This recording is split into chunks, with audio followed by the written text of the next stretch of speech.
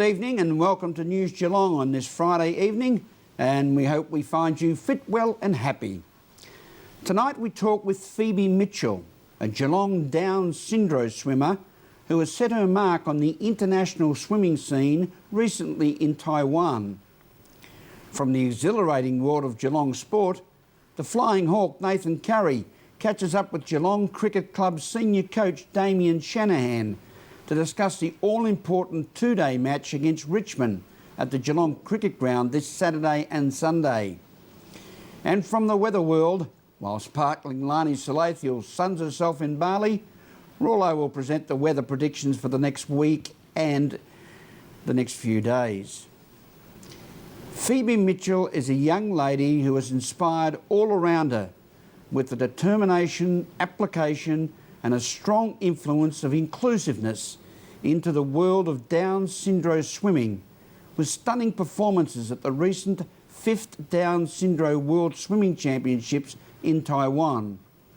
Phoebe was awarded the top female swimmer of the Games with a final tally of 10 gold medals, 1 bronze medal and 7 world records, as Debbie Meaney reports. 18-year-old Phoebe Mitchell has recently won 10 gold medals and numerous world records at the International Swimming Championships for those with Down syndrome held in Taiwan.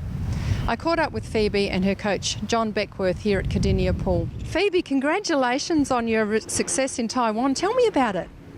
I have brilliant time over Taiwan. I've done 10 gold medals, then I have 1 bronze and 7 world records. Was it very hot over there? Was it different to being here? Yeah, it's quite warm over there. It's lovely. Yeah.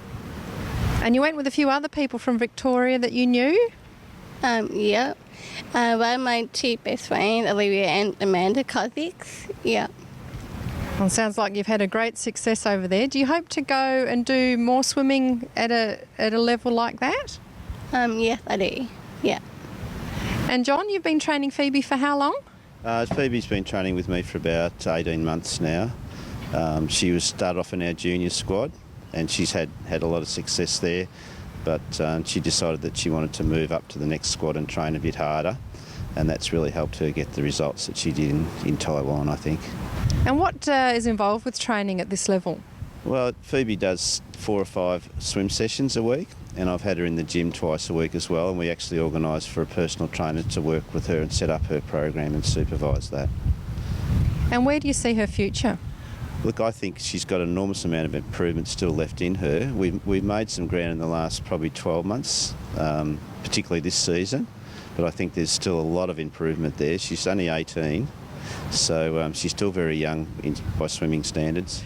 This is Debbie Meaney at Cardinia Pool for News Geelong. Thank you, Debbie. And Phoebe, welcome to the world of Geelong sporting champions.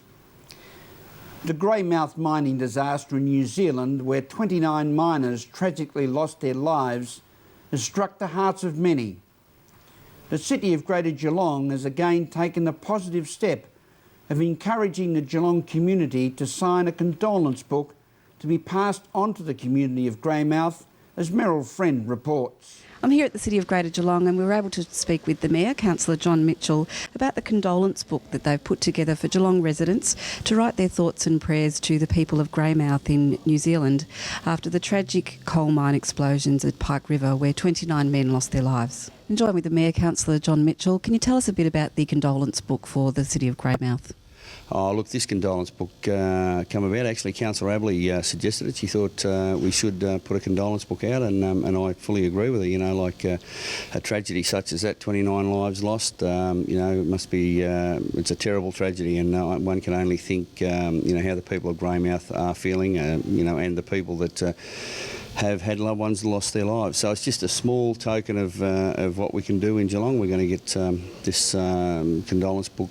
You can sign it at any one of the information centres, at the library or down at the carousel, and it just shows that we do care, which everyone in Geelong does, obviously.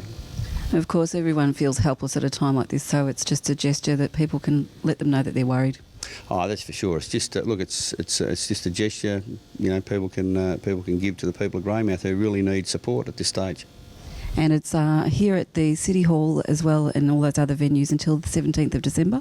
Yeah, 17th of December is a closing date. Then we'll send that to the Mayor of Greymouth, Mr. Tony Cockshort, and just as a token of our sympathies, and let the people of Greymouth know that the people of Geelong are thinking of them.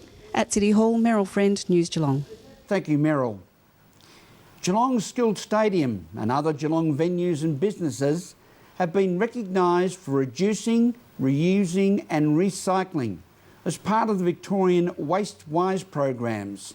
Steph Cowdery reports. I'm here at Skilled Stadium, one of the 4 venues in Geelong being recognised for their waste management, and today we're at the awards ceremony by Waste-Wise Victoria. Simone, can you outline what the Waste-Wise program is all about? Certainly, the Waste-Wise program assists different sectors of the community to minimise the waste that they produce and to reap the benefits that ensue from those actions. Okay, now we're talking about waste here. In particular, what sort of waste are we talking about? The amount of waste or the type of waste depends on the type of facility, but in an office, for example, you'll be looking at things like paper, bottles and cans, computers, cartridges and so forth.